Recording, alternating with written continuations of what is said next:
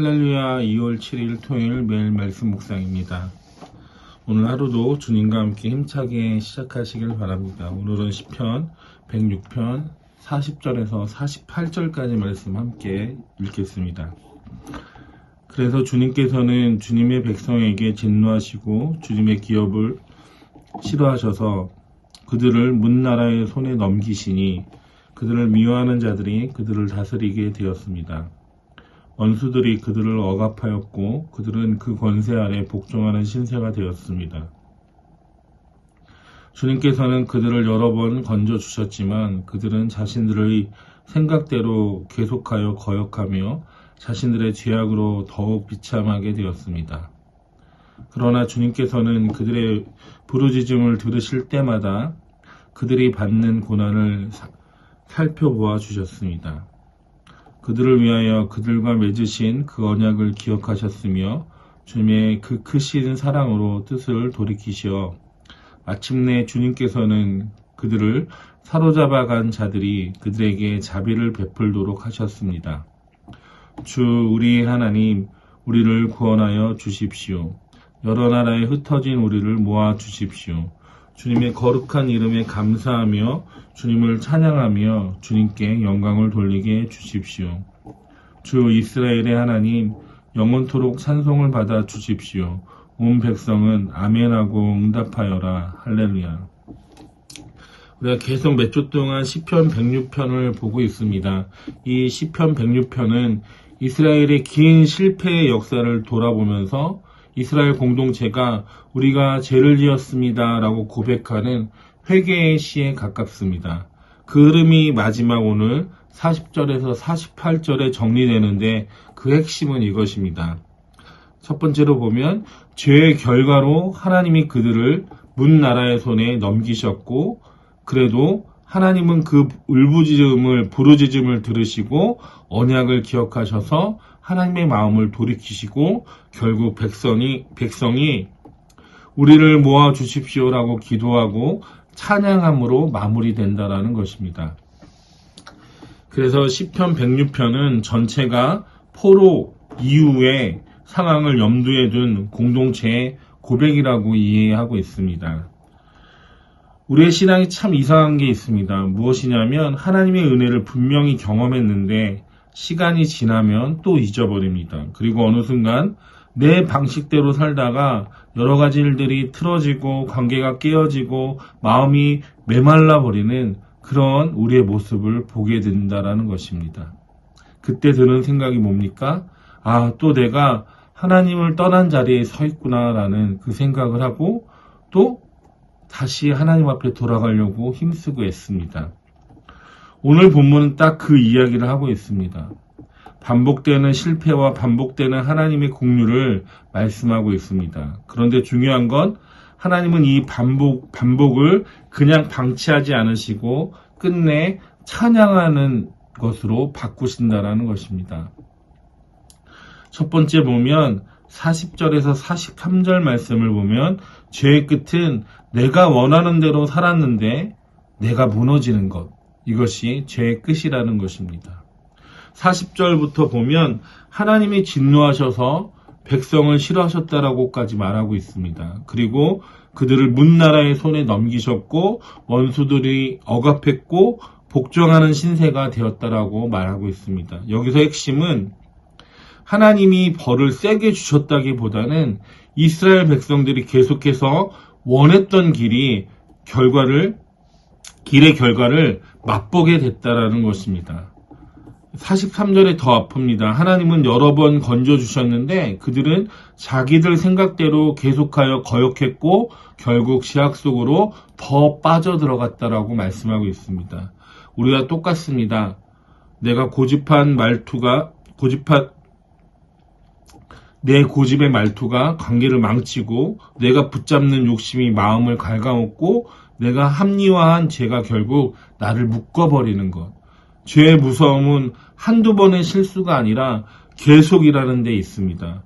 이번만이 아니라 습관이 되고 습관이 성격이 되고 어느 순간 인생이 돼버린다는 게 죄의 무서움이라는 것입니다.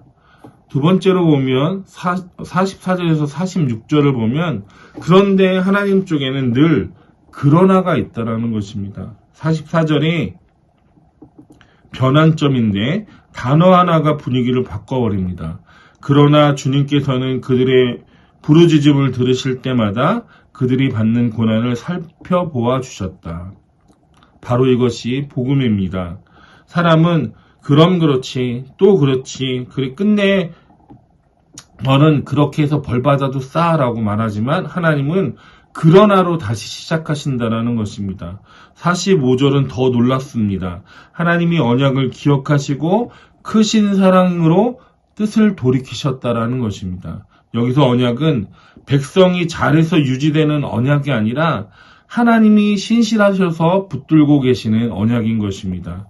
그래서 회복은 이렇게 옵니다. 내가 마음을 다 고쳐놓고 하나님께 가는 것이 아니라 고난 가운데 나를 살려주십시오라고 부르짖을 때 하나님이 그 고난을 보살펴 주신다라는 것입니다. 그리고 다시 회복시키신다라는 것입니다. 심지어 46절은 이렇게 말씀하고 있습니다. 사로잡아간 자들이 그들에게 긍휼을 베풀도록 하나님이 움직이셨다라고 말씀하고 있습니다. 세상의 상황도 사람의 마음도 다 하나님 손에 달려있다라고 오늘 말씀하고 있는 것입니다. 마지막으로 47절에서 48절 말씀을 보면 하나님이 원하시는 회복은 편해지는 것만이 아니라 찬양으로 하나님을 찬양함으로 돌아오는 것을 바로 회복이라고 말씀하시는 것입니다. 47절에서 공동체가 기도합니다. 주 우리 하나님 우리를 구원하여 주십시오. 여러 나라에 흩어진 우리를 모아 주십시오. 여기서 흩어짐은 단지 지리적인 흩어짐뿐만 아니라 우리의 마음도 생각도 늘 흩어져 있었다라는 것입니다. 걱정이 흩어버리고 비교가 흩어버리고 죄책감이 흩어버리고 욕심이 흩어버린다라는 것입니다. 그런데 우리에게 필요한 기도는 무엇입니까? 바로 주님 흩어진 우리의 마음을 모아달라고 기도해야 된다는 것입니다. 그 목적은 아주 분명합니다. 주님의 거룩한 이름에 감사하며 주님을 찬양하며 주님께 영광 돌리기 위해서 우리의 공동체의 마음을 모아달라고 흩어져 있는 것을 다시 모아달라고 기도해야 된다는 것입니다. 그래서 48절 마지막에 결론이 나와 있습니다. 주 이스라엘의 하나님 영원토록 찬송을 받아 주십시오. 아멘 할렐루야. 회개의 시가 결국에는 찬양의 시로 찬양으로 끝나는 것을 볼 수 있습니다. 이게 바로 하나님이 일하시는 방법입니다.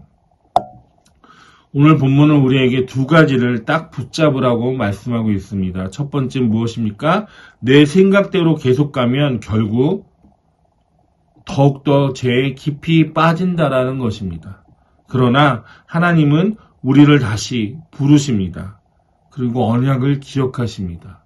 그래서 우리는 우리를 다시 부르시고 언약을 기억하시는 그 하나님을 다시 붙잡고 하나님을 찬송해야 된다는 것이 오늘의 결론입니다. 그래서 우리는 이렇게 기도해야 됩니다. 주님, 저를 구원해 주십시오. 흩어진 저의 마음과 생각을 모아주시고 다시 하나님께 감사하며 찬양하며 기도하며 나아가길 원합니다. 오늘 하루도 이러한 기도의 제목으로 나아갈 수 있는 저와 여러분 되시기를 바랍니다. 기도하겠습니다. 사랑의 하나님 아버지, 이스라엘 백성들은 하나님이 늘 보호하시고 인도하신 것들을 기억하지 못하고 늘 죄 가운데 나아갔습니다. 또한 우리 또한 이스라엘 백성들처럼 동일하게 하나님이 우리에게 베푸신 은혜를 기억하지 못하고 또한 죄 가운데로 나아갈 때가 많이 있습니다. 하나님, 그러나 하나님은 우리를 기억하시고 다시 돌아오도록 우리의 삶을 인도하시는 줄로 믿습니다.